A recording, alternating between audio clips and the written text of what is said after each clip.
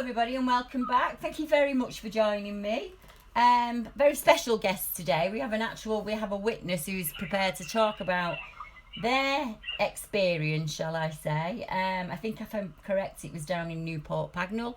So I'd like to introduce you to Andy. Hi Andy, how are you doing? Hi, you alright? Yeah. I was just letting people know that you're a local lad really to me, aren't you? But you moved down south, and was I correct? Was it around Newport Pagnell that it happened? Yeah, just outside on the way towards Northampton. Right, and you're a driver, so it was. Yes. If I remember rightly, it was quite early in the morning, wasn't it? Yeah, I'd say it's between 3 and 4 o'clock. Right. That was the time we used to start work. So, if you don't mind, just telling people what happened, and then we can have a little bit of a chat afterwards. Yeah, that's fine. Right, so you were doing your job. You're going about your normal everyday job.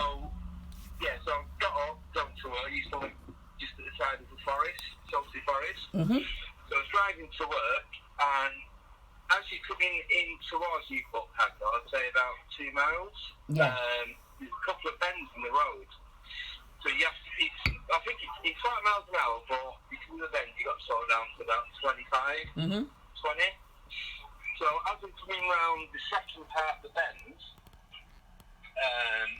I noticed at the bottom of the trees, there's like this ivy growing up the tree. The bottom branches were moving, but it was moving upwards. Yeah. And none of the other branches were moving like the bigger ones. These were more like the little sticks that stick out the bottom. Yeah. So they was moving and it was going upwards. So I'd say there's about 4 or 5 trees right next to each other, but it was only on a couple of them. That's how I knew it wasn't anything to do with the weather. Yeah, I get you. At first I thought it might have been that I was tired because I was getting up so early in the morning. But then the next day, I did the same route, starting around about the same time. Exact same thing, and different weather conditions. And the first day, it was raining. It's like proper heavy rain. So it was clear rain, not like misty rain. Yeah, I know what you mean. So I thought it might have been the light bouncing off the raindrops. Yeah. Coming back. But then it happened the next day. It's still wet, but it wasn't raining. The sky was pretty clear. Yeah. And it's exactly the same thing. I thought, can't be seeing things, not twice on the road. And then I think it happened again, maybe 2-3 more times that same week. Not each day, not consecutive days. No, I know what you mean. I'd say within a 7-day period. Right. And it's the same thing. And I just thought, they look like, even though I couldn't say anything, invisible monkeys. Yeah. Like a little chimp, I'd say about 2.5, 3 foot. Yeah. And they're scurrying up the trees. But because of how the road was bending, I couldn't really see once I got past it. I get you. But I actually drove past there yesterday morning in work, and I had a look, and I know like the exact spot, but obviously it was really busy that time. Yeah, I get you. It was rush hour. So I did look, but I couldn't say anything. Right. But like we said before, it's like a predator cloak. Yeah. That's all we could think of. You could see the shape of something, but see, so it's like clay jelly. Yeah, and you couldn't make it out. No, there's no features on whatever it was. But like I was saying to you before when we spoke, first I was thinking it was like 3 or 4 like small 2.5, 3 foot things.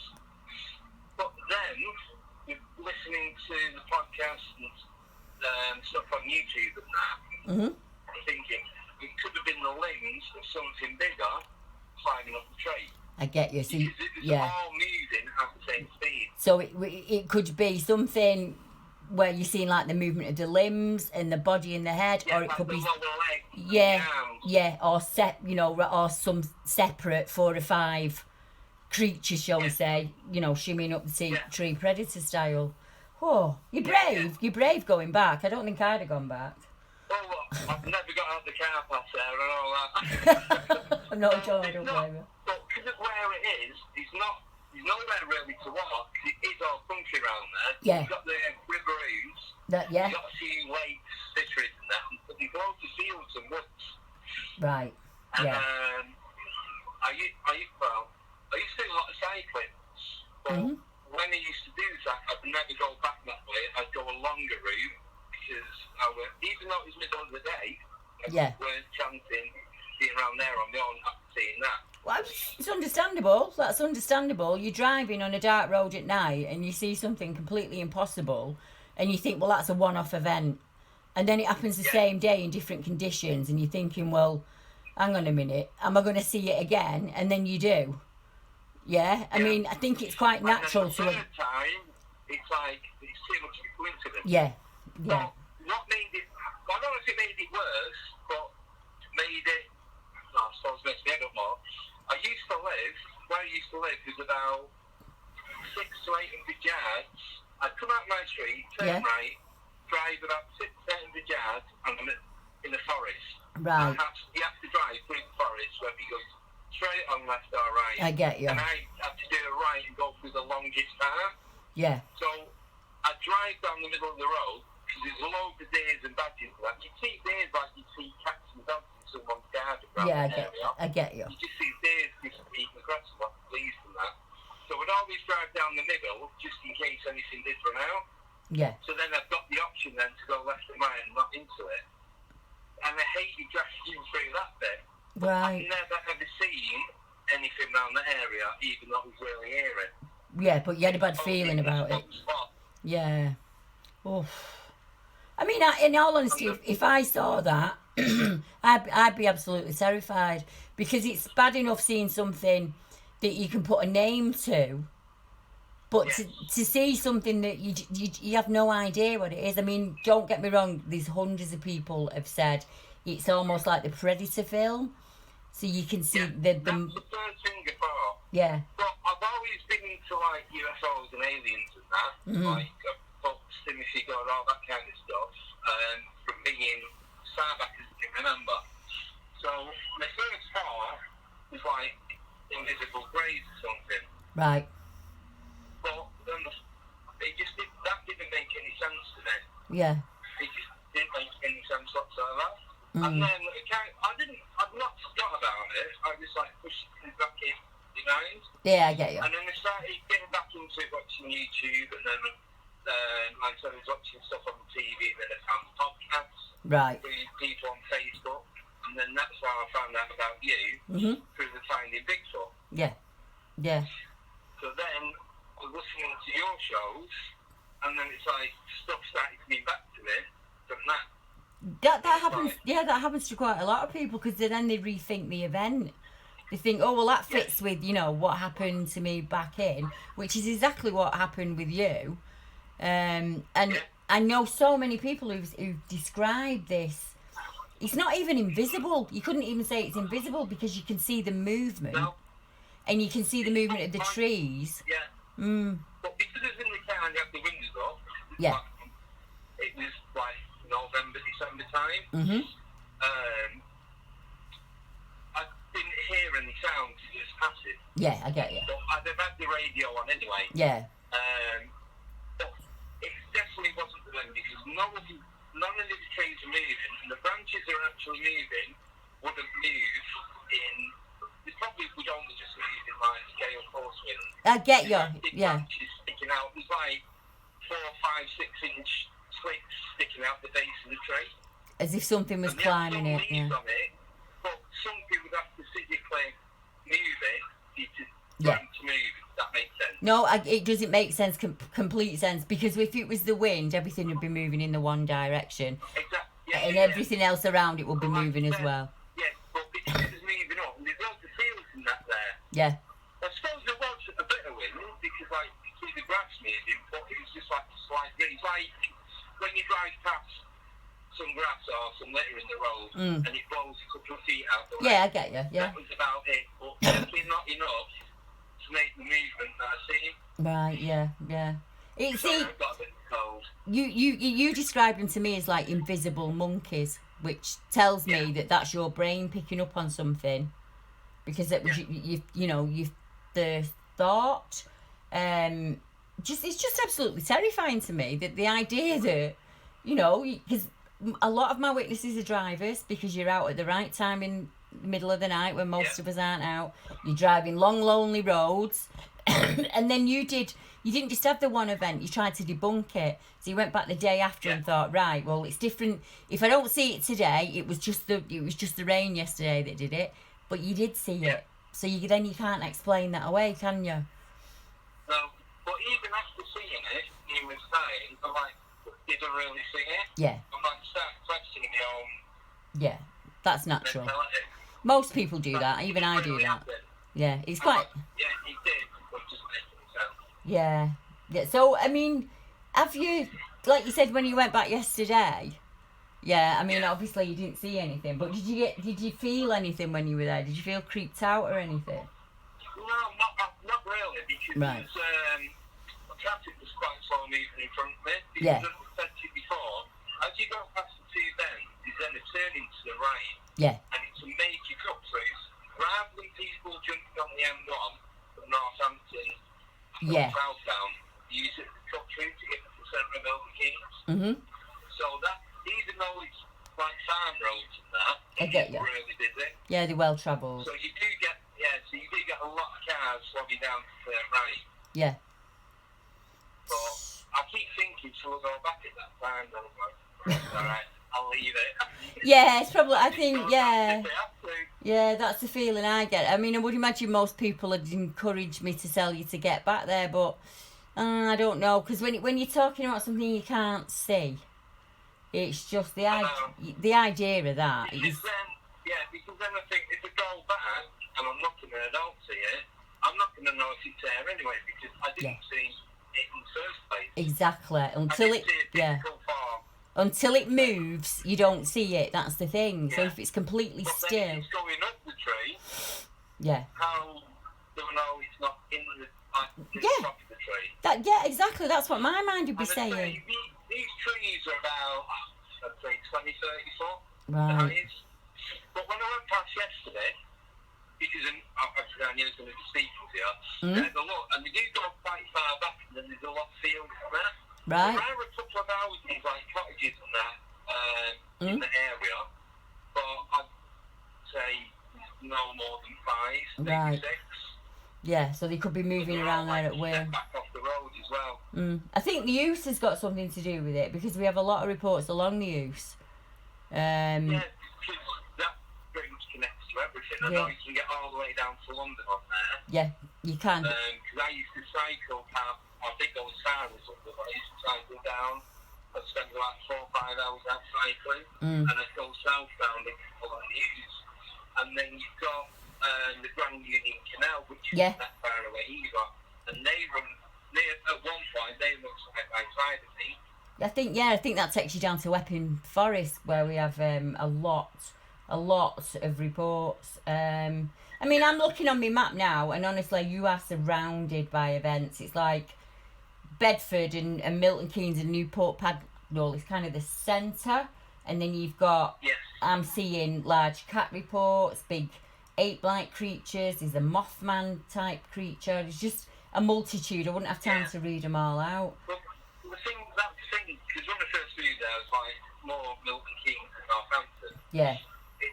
Milton Keynes was only really built in the 1970s, 1980s. Yeah, similar to my town, even though they call it a city, it's still a new town. Yeah. And it is just slap bang right in the middle of nowhere.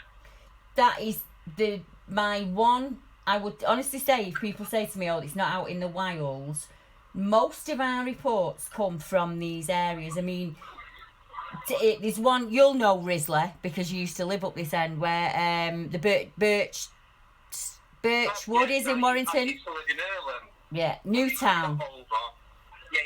Yeah. Well, exactly the same thing. It seems to be places like that where, very similar to where I live, where you're right on the edge of the town, and then you've got just fields and streams and the odd house here, there and everywhere, and a couple of farms, and that seems to be the area. There's far more reports than in the wilds or up in the Cairngorms or anything like that. I can think of a young lad who, Springfield in the northeast, exactly the same situation. He saw one peeping out from a tree, watching him in his bedroom.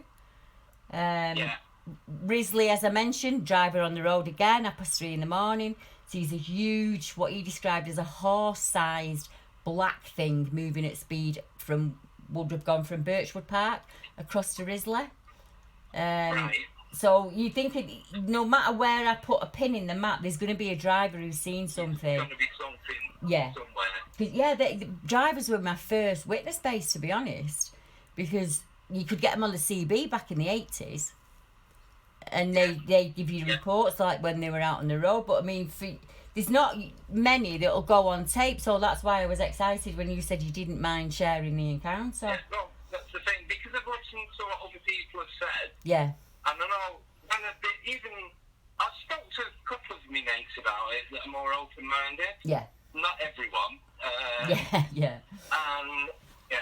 And even when I'm telling them, it's like, it sounds so ridiculous. If I heard someone telling me that, like, are you sure you're alright? Do you know what I mean? I do know what you mean, yeah, I do. It's like when I was first, like, you do talk out loud to yourself about stuff you've seen. Yeah. To try and make some sense of it. It's like, it just sounds so stupid. I was the Why same. would anyone ever think that even happened? Well, not everyone's going to understand. Let's be honest. So there's not. No. You can't. Not everyone's going to agree. But I guarantee you, when we put this tape out, there will be somebody else that will get in touch and say, "I've seen something like that," or "I've experienced something in that area and it's not been the same, but it'll be a strange event that they filed away, probably, and forgotten about." And then they'll hear your story and they'll think, "Well, actually, that makes a bit of sense to like," and then they connect it to the event. Which is, it just dovetails from there, because you've been to all of the places that I talk about: Bewley Park, Clifton Marina, Just a lot of fishing when I was younger. Yeah. And like I said, I had family living in East. So. Yeah. So you're right near the park. You've been to all the areas that I've been to as a kid. I was saying to my husband yesterday, I really enjoyed talking with Andy because he was a local lad. So I didn't have to describe everything to him. He knew what I meant when I was talking about it. Yeah. Well, and then you moved. Driving. Yeah. As soon as I passed my test, I was 19, and I got my first job driving. It was down Langwither Road. Right. The industrial estate's down there. Yeah. And I've probably done driving since. Right. See, and then I would imagine there are a lot of drivers out there who are going to listen to this while they're driving and think, actually, that's kind of similar to what I saw. I'm thinking about, I'm trying to remember where it was. It was, Henley, where they have the Henley Regatta. There was a tree surgeon down there. And he... Henley on Thames? Yeah, there. And he stayed at the I go around there quite a lot as well, down near Slough. Well, he described exactly the same thing. He said you could see it moving through the trees and you could hear the tree branches snapping and cracking, but you couldn't see it. Right. Which is very similar to your... Yeah, but he described it... Well, just thinking about what you said, I remember there's one night that's coming back because there used to be different shifts. Yeah. Shift patterns. So some would be early, some would be late. Yeah. And there's one night, the shift was due to finish, it was either 10 or 12 o'clock. They was the last two finishing times. And I was coming back that way at night. I think it must have been about 10:30, 11. Yeah. And remember, I passed the trees, but I wasn't thinking about it, and something big hit the windscreen. Right in the middle. But I've pretty much always had a dash cam. Yeah. So it's one that I come to my phone, so I can view it on my phone. Yeah, I get you. Anyway, so I got that, took the memory card out, put the computer, got it back to the point just before there. Yeah. But there's nothing on the camera. No noise, nothing hitting the screen, not a thing. Wow, there must have been something on there. That reminds me of Hiddlestowe. So you've got a lass driving in the car with I think it's a partner. So we're in the kind of Hull area, that kind of area. And she sees something cross from one side of the road that she described as about 7 feet tall, completely haircut. But she's got a dash cam on. She said it comes on, it's fitted to the car. It comes on automatically as she starts the journey. Yeah? Yeah, same as mine. So she gets home and she thinks, well, I'll have it on camera. You know, my dash cam's on. Everything was there except for that actual event. It Really? didn't pick it up on the dash cam. So, you know, that's worrying. Yeah. I mean, now you know. Even in my van, I've got the actual dash cam that I had in the car at the time. Yeah. I fitted it into my van. But in my car, I've got front and rear dash cam fitted. Right. And like I say, as soon as it starts the engine on either of them, yeah, it starts up automatically and just starts recording. Yeah, that's what she said, yeah. But that's...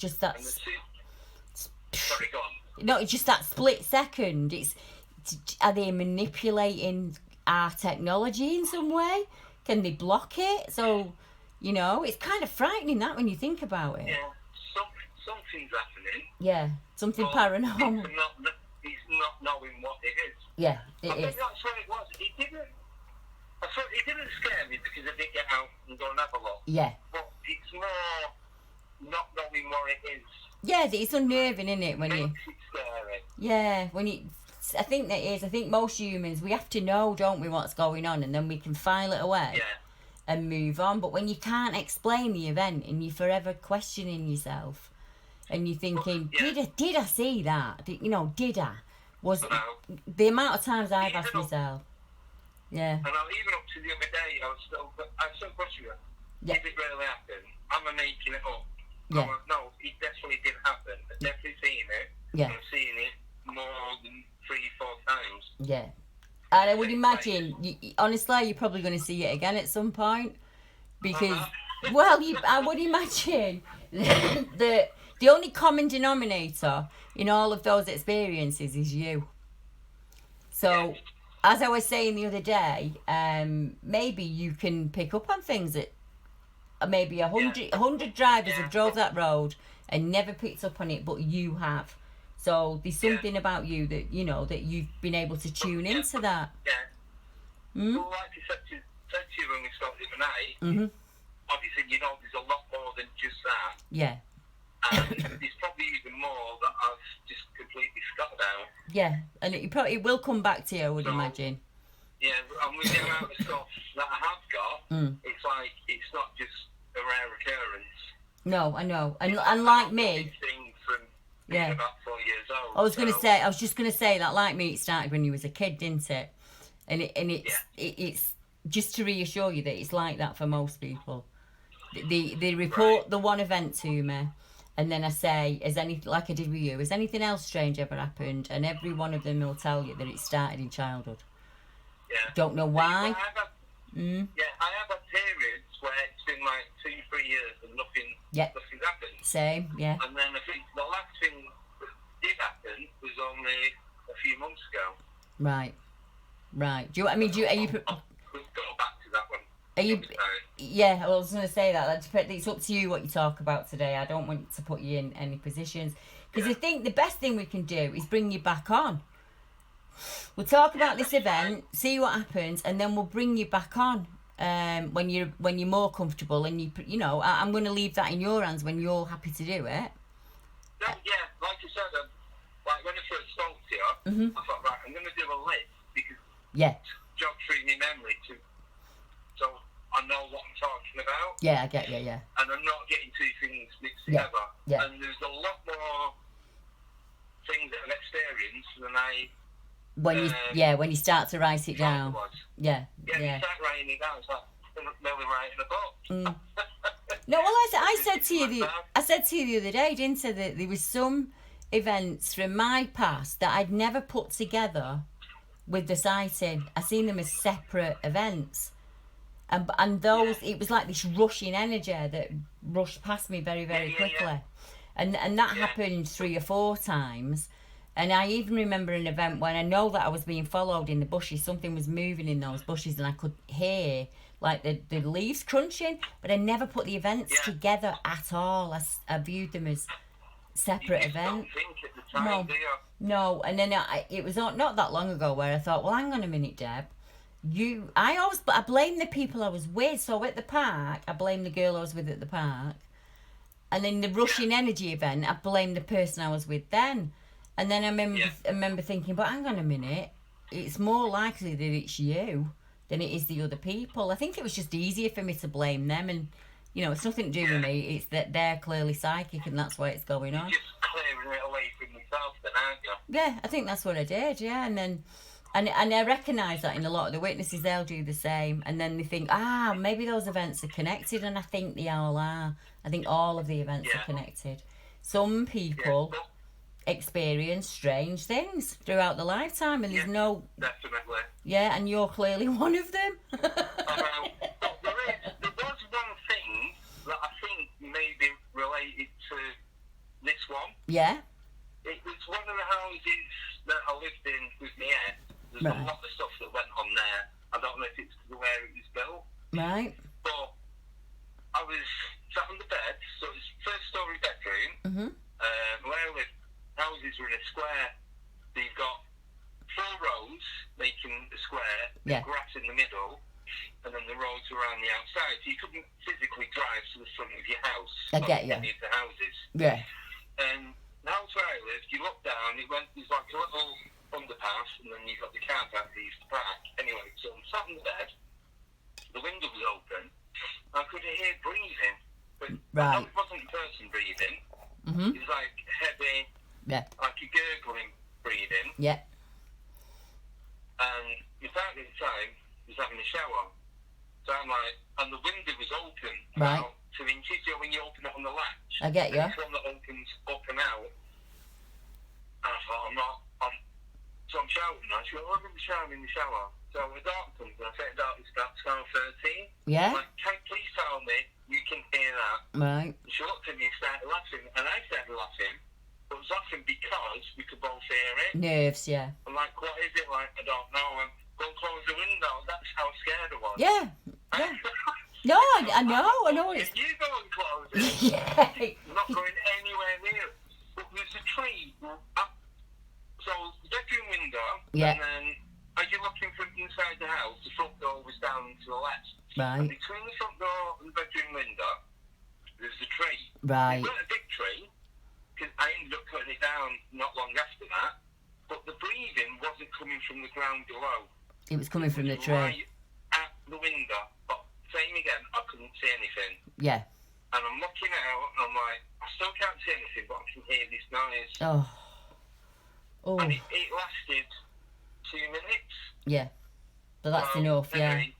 My ex comes out the shower, comes into the bedroom, and by then it stopped and went, it's probably a car. I'm like, what cars have you ever heard? Yeah, it sounds like somebody breathing. Yeah. But there's no car, you wouldn't have heard anything that close to it. No, I think that's natural. You just instantly think, it must be this, or it must be that, because that makes it. No, it wasn't a person. It definitely wasn't a person. Oh, if they put anything on it, it was a dog. That's what it sounded like a dog. But I can't imagine anything like that being in the area. With it all being closed in, like in a cube. Yeah. There must have been. Well, I'm saying there must have been. I walked out at night to get something from the car and come back and not seen anyone.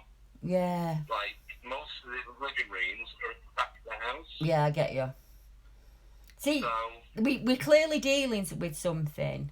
I mean, I say clearly, a lot of people will say, well, this is theory. But to me, it seems as if as long as there's nature there, then regardless of how big it is, they can appear. Because you can see them. Like I said, there's woods and fields and that near to where I was living there as well. Yeah. I mean, I'm hoping someone's going to find us an answer.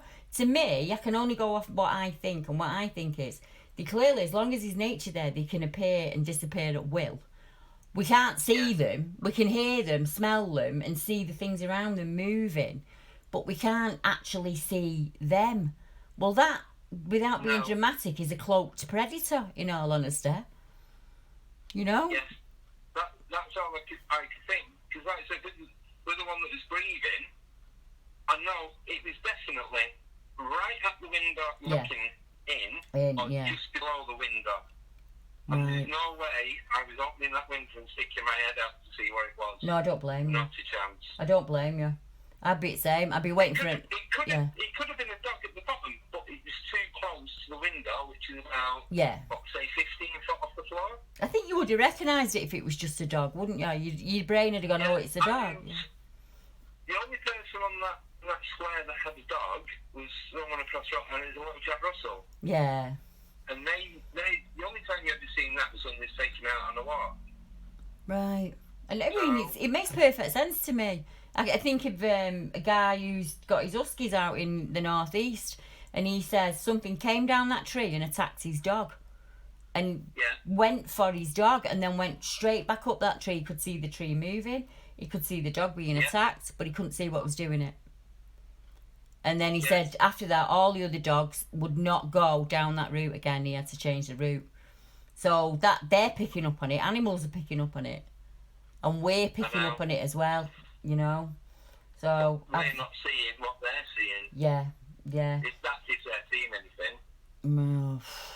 Well, I know you've got to go and take your van in for we're nearly on past, so I won't keep you too long. So I think what we'll do is, sorry. I was just saying, no, it's fine.